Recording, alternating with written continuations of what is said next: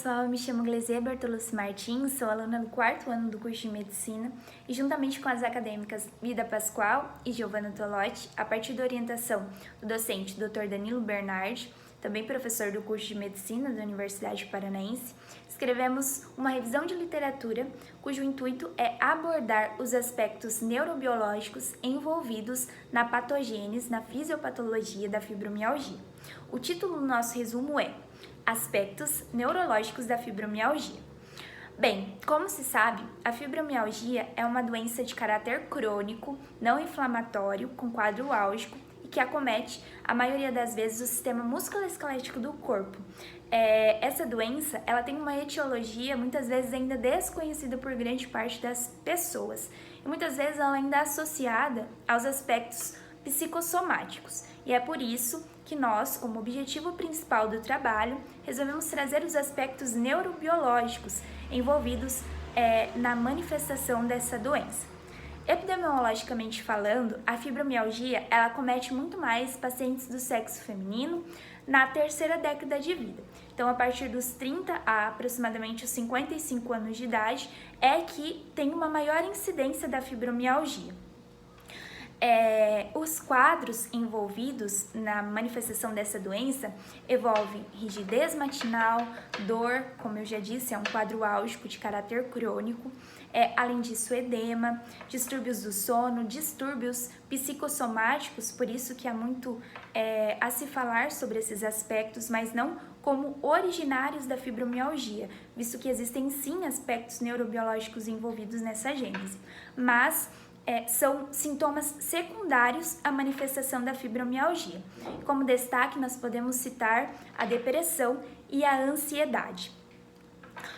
Bom, então o objetivo do nosso trabalho é fazer uma revisão de literatura abordando justamente esses aspectos que vêm para configurar, neurobiologicamente falando, a fibromialgia, os mecanismos biológicos, neurologicamente plausíveis causador dos quadros álgicos associados à fibromialgia. Pouco se sabe, ainda como eu comentei anteriormente, mas chegou-se à conclusão que, a partir de alguns estudos da literatura que nós encontramos durante a nossa pesquisa, que algumas explicações para as manifestações de quadros agudos, álgicos nos pacientes fibromiálgicos seria devido a um mecanismo de sensibilização do sistema nervoso central diante dos estímulos dolorosos desses pacientes. O comprometimento do sono, que é muitas vezes associado aos pacientes com fibromialgia, também pode ser considerado um dos principais componentes envolvidos na manifestação, porque com um sono não restaurador, é o sono que nós chamamos REM, os pacientes fibromialgicos, eles vão produzir muito menos substâncias mediadoras da dor, como, por exemplo, os receptores Mi e delta opioides. Com essa privação do sono que muitos pacientes referem, isso acontece porque eles deixam de produzir substâncias que seriam os analgésicos da dor. E isso acarreta em uma maior cronificação dessa dor associada aos pacientes. É importante a gente dizer, então, mais uma vez, que os aspectos psicossomáticos envolvidos não são os principais causadores da fibromialgia, mas sim eles são considerados secundários aos quadros de fibromialgia. O diagnóstico dessa síndrome, ele é, na maioria das vezes, clínico. Nós nos baseamos nos critérios envolvidos pelo American College of Rheumatology, onde existem alguns critérios que nós vamos classificar o paciente para sendo um componente, um paciente fibromiálgico.